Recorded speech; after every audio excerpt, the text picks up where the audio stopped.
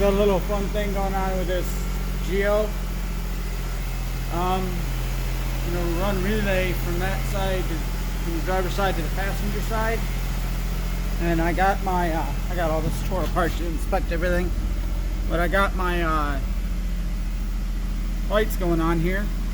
Lights are on, and kind of see that little shiny there. All right, that's the light. So if I go to brights, good, brights, and then back to normal, I got a second. Wait, see how it took a second there? Okay, what's going on? Back to brights, normal, takes a second before it turns back on. So what's going on? It doesn't do anything to my dash lights.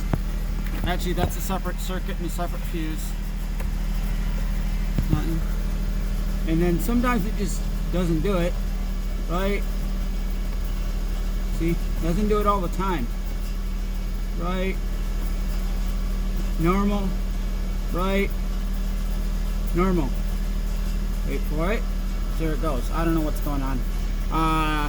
Yeah. Any advice you guys got?